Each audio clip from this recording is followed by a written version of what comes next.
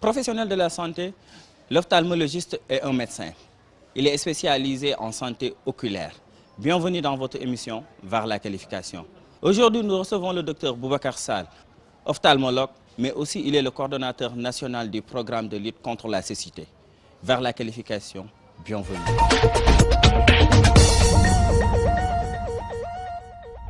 Je suis médecin, je suis ophtalmologiste et je suis en même temps un peu spécialisé en santé publique.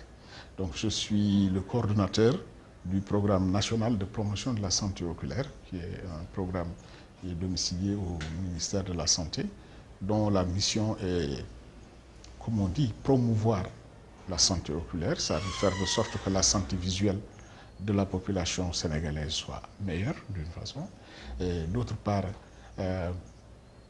prendre des mesures ou faire prendre des mesures pour que les gens ne deviennent pas aveugles inutilement.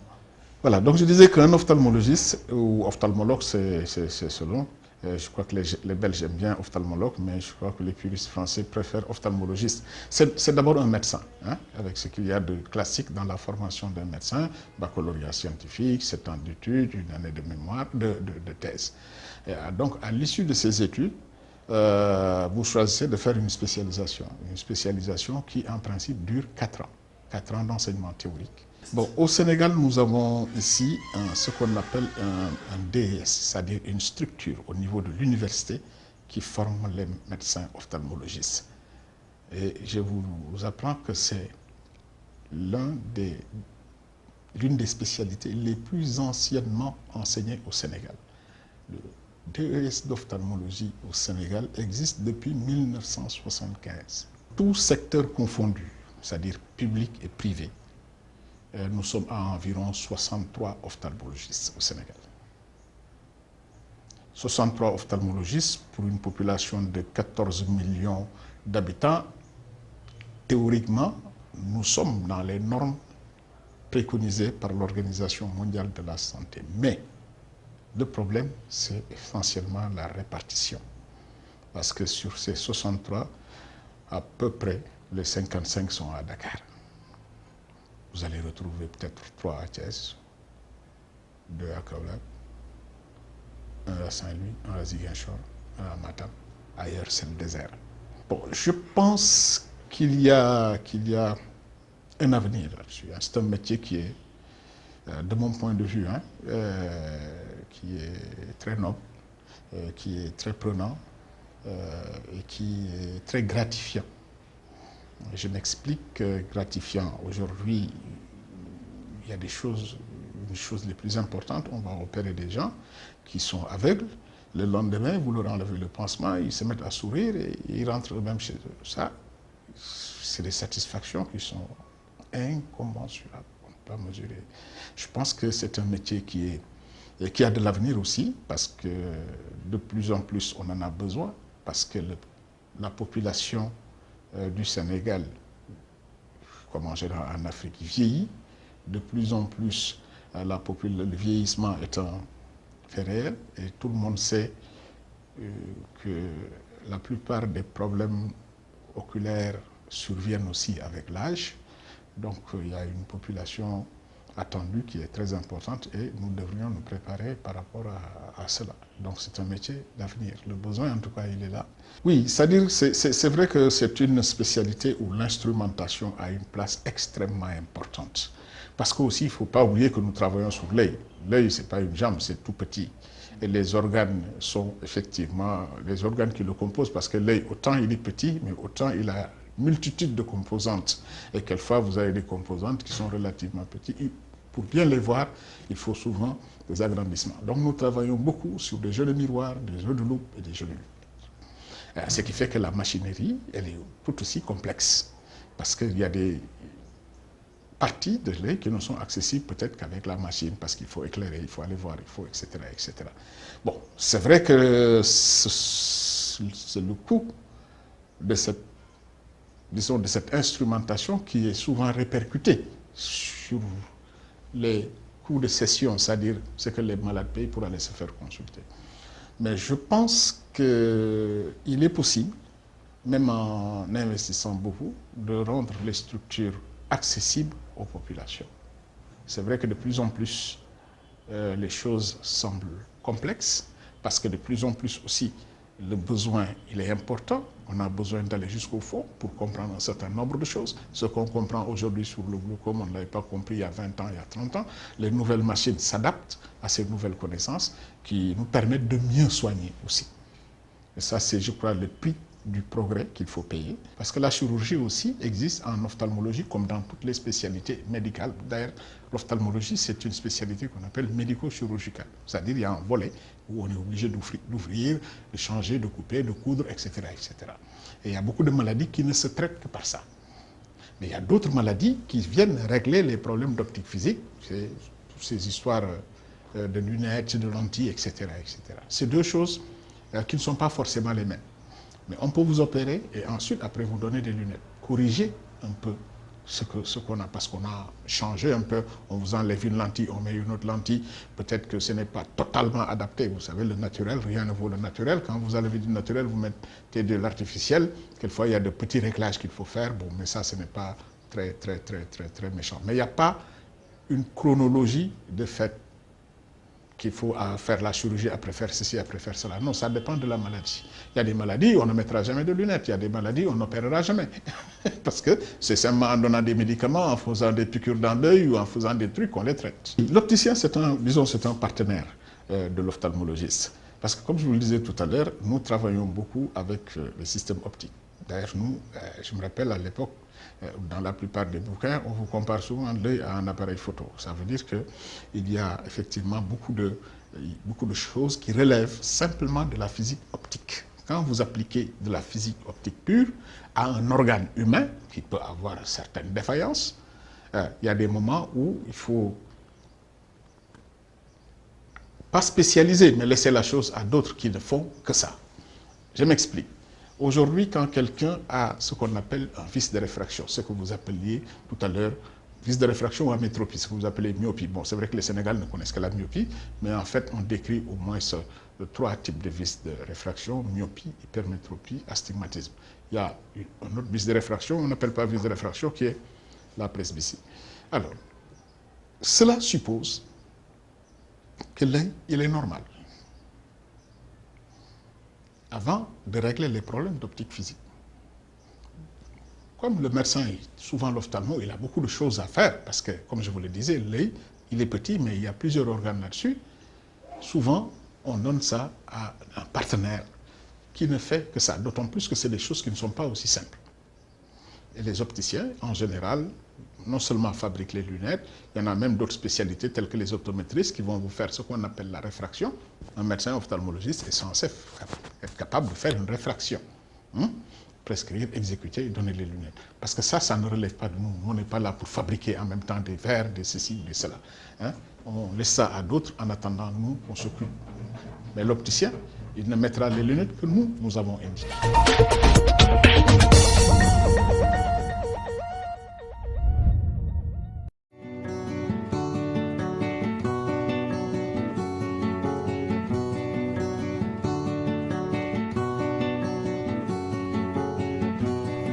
Bonjour, comment ça va et comment va la santé?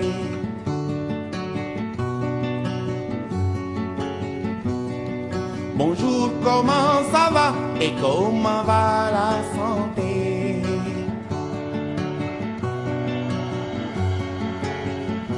Iwai wergi yaram nelen werwele.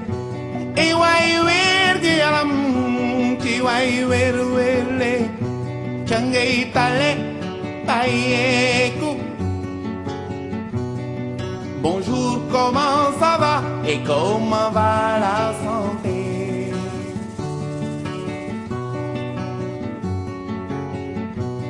Suma tante ji nekk kaw ga, tante ji nekk kaw ga, tétanos daaneel ko. Ta gaañu woon nak ileer jël suuf taf ca góom ga. Mieux vaut prévenir qu'essayer de guérir. Bonjour, comment ça va et comment va la santé?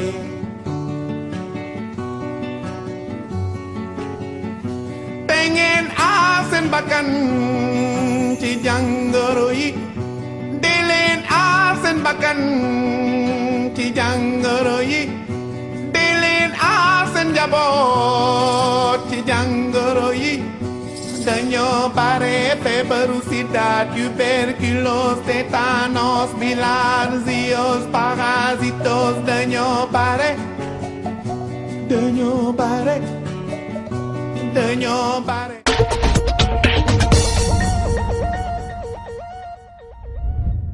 Si l'ophtalmologue détecte un défaut visuel, c'est aux opticiens d'en corriger la défaillance. Aujourd'hui, nous sommes avec Madame Gueye Awa Djigal, opticienne optométriste. Elle a fait sa formation en France. Elle est de retour sur Dakar avec une vingtaine d'années d'expérience. Elle est la directrice de Neptune Optique. Aujourd'hui, elle s'invite dans votre émission Vers la qualification.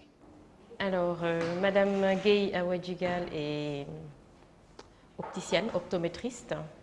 Donc, j'ai eu mon diplôme, j'ai fait ma formation à Bure-sur-Yvette, en région parisienne, et j'ai obtenu mon diplôme en 1996.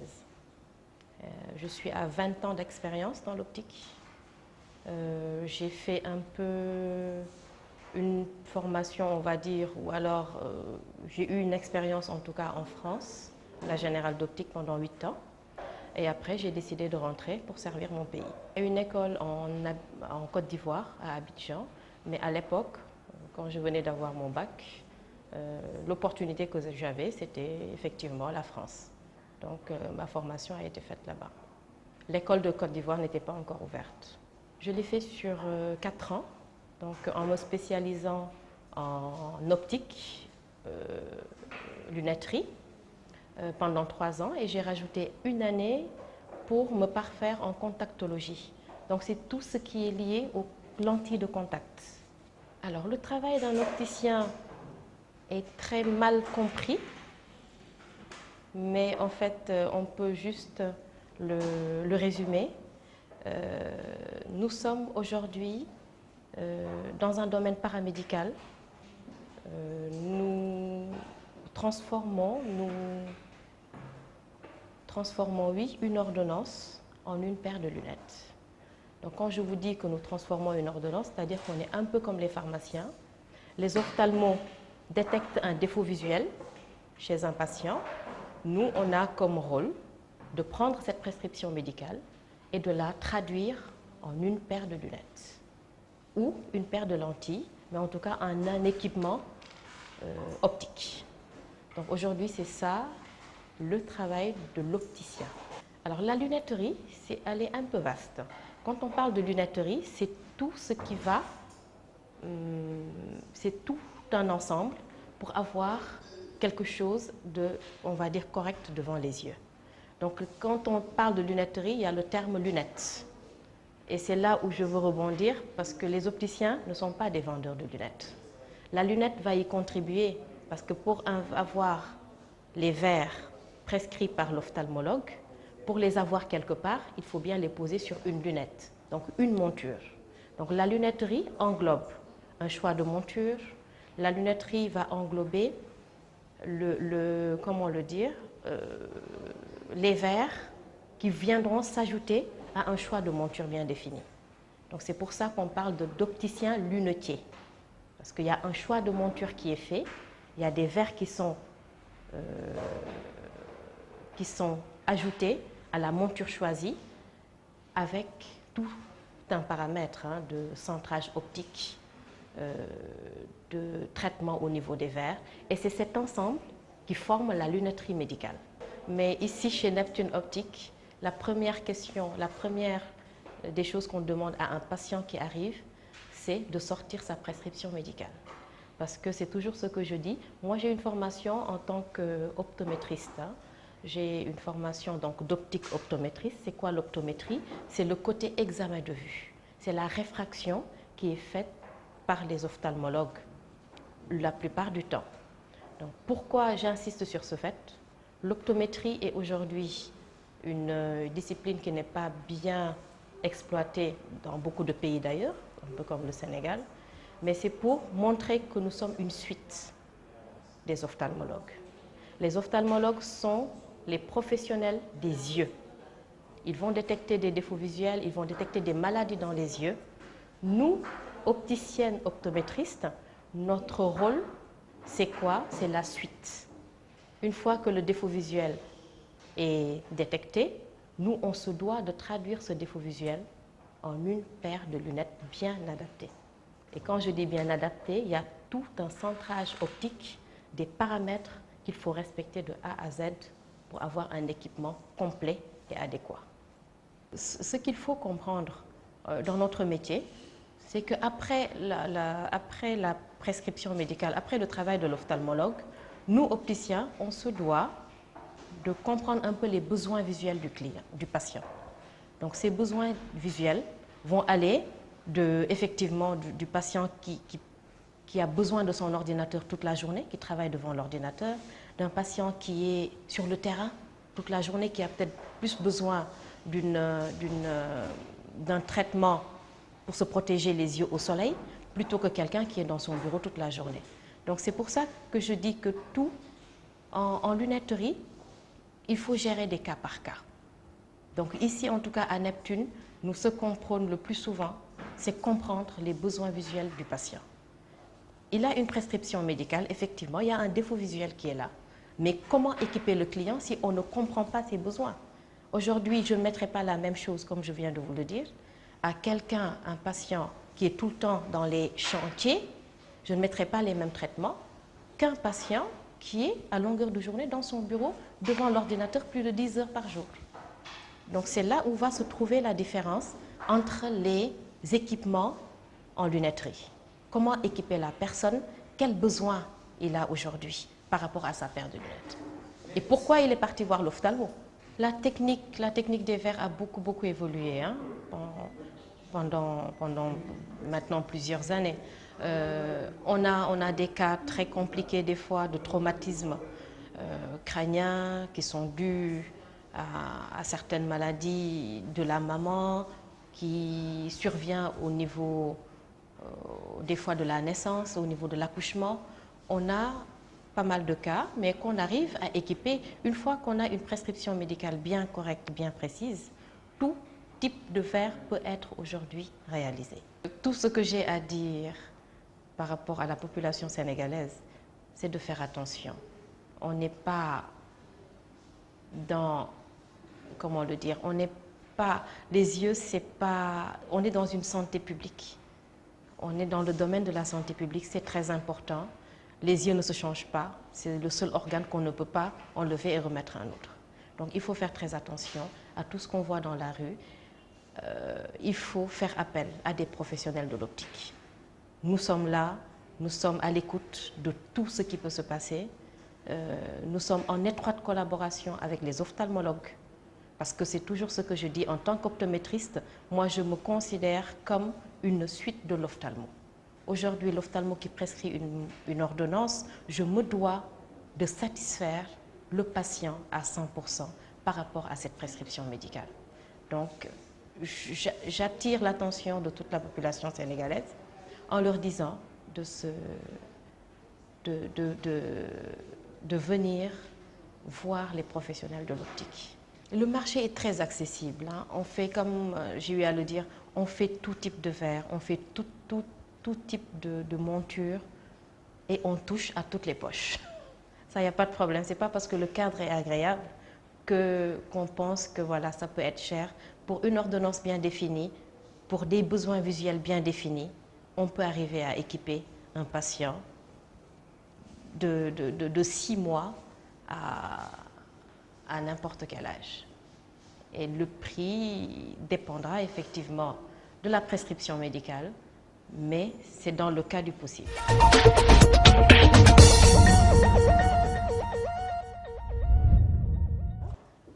Là, j'ai un dossier qui arrive à l'atelier, toujours bien sûr avec une prescription médicale.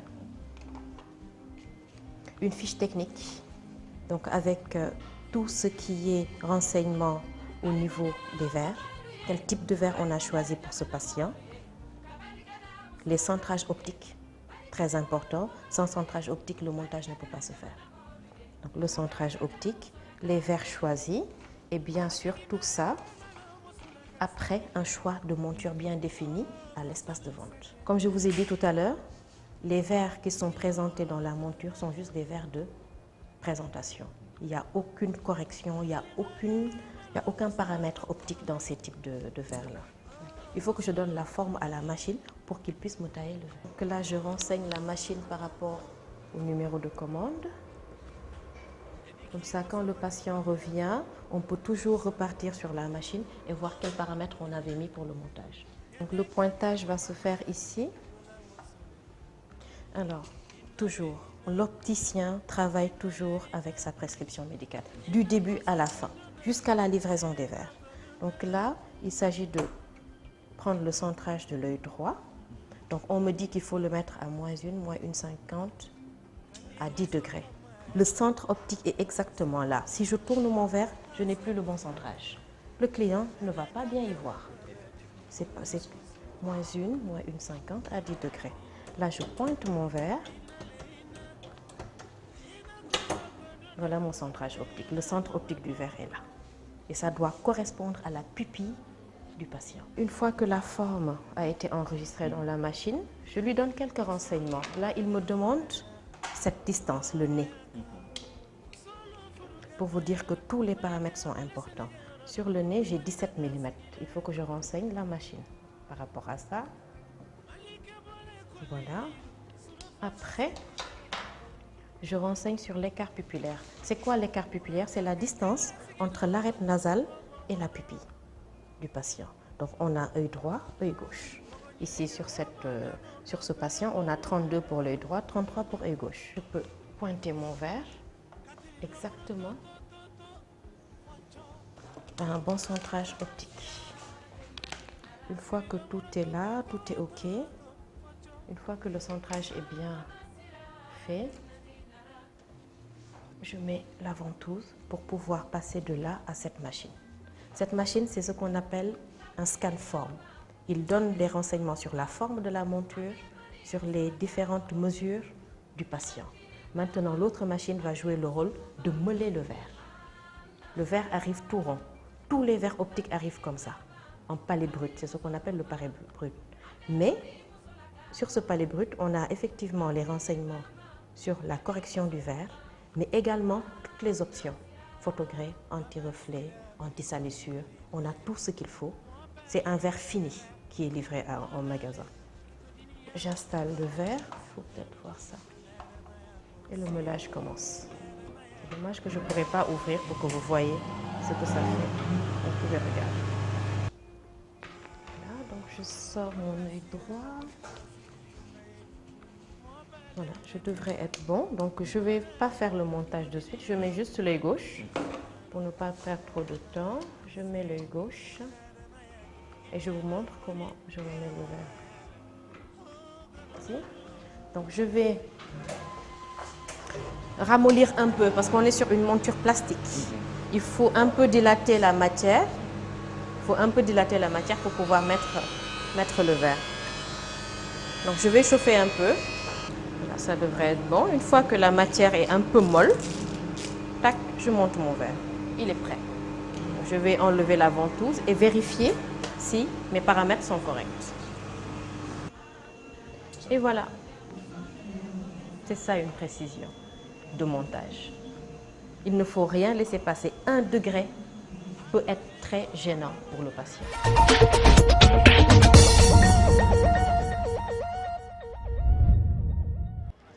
Ophtalmologue et opticien, deux professionnels unis par un même but, la santé oculaire.